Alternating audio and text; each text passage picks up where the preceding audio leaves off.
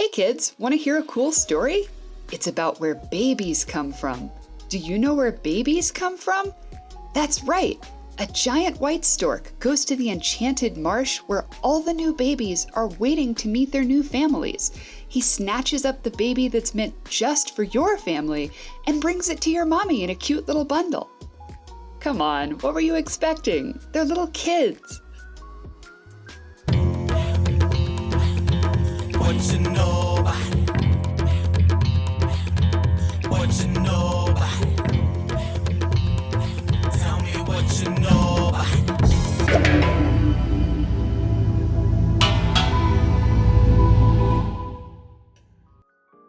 You've probably used the word myth as a synonym for lie, but mythology, the term for stories that have shaped the cultural and spiritual history of some of the most ancient cultures on Earth, clearly means something more than just a tall tale.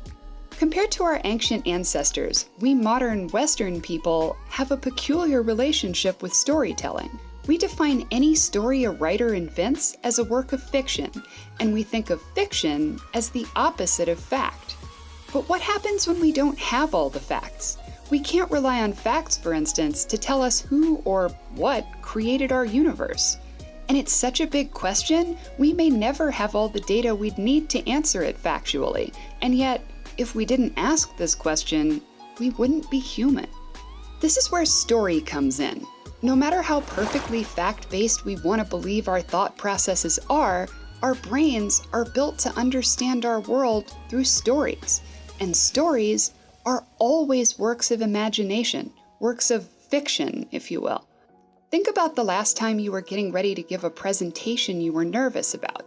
Did you think perfectly logical thoughts about what was most likely to happen? Or did your brain tell you every insanely illogical story of what could possibly go wrong?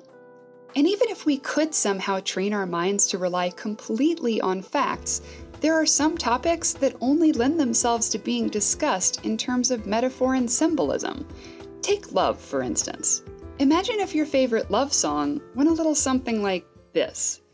The sound of your name lights up my prefrontal cortex with dopaminergic facilitation effects.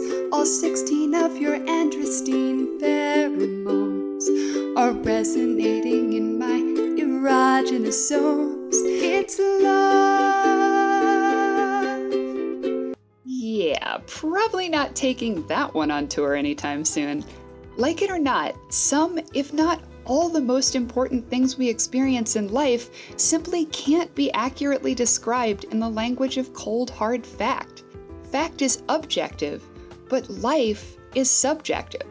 You are the protagonist of a story, and that story is influenced by all sorts of other stories, whether they're old folk tales that your grandparents heard from their parents, like the stork story from the top of this episode, a story from a TV commercial telling you how people will look down on you if your clothes are wrinkled, or a story from the evening news about how we live in a scary world where everything should worry you. You walk around your daily life absorbing stories that, in turn, become a part of your story. Fiction isn't untrue, it has a different kind of truth, an emotional truth that's not unimportant. Fiction may actually be the most important thing there is. This is something our ancient ancestors appear to have understood a lot better than we do today. They crafted stories that helped them understand their world in a way that was personal and meaningful to them, and they passed those stories down from generation to generation, helping members of their culture understand who they were and where they came from. The ancient Egyptians, for example, acknowledged that their mythology was invented by someone sometime in the distant past, and there were different variations of it in different localities, but this doesn't seem to have bothered anyone. In fact, when people from various cultures in the ancient world communicated with people from different cultures, they often acknowledged each other's gods and mythologies with respect. And while it's hard to tell who might have believed in mythology as fact and who might have understood it as symbolic or metaphorical, one thing is clear. It's way more exciting to tell you about my epic battle with Poseidon than to simply say there was a big storm at sea and I thought I was gonna die. And there's something else that happens to us when we think of the forces of nature as a who rather than a what. our relationship with them becomes personal. How would you feel about global warming if you thought of the Earth as a person who loved you and took care of you, and you were destroying her with your reckless behavior? How would you feel about throwing trash in the ocean if you were throwing it at a god? Thinking of every aspect of the cosmos as though it were another person may actually help people live in harmony and balance with nature. To think of nature as an it makes it easier to abuse it or take it for granted than when we think of nature as a who.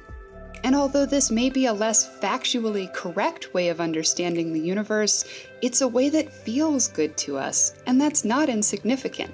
It's a satisfying story to our story-loving minds.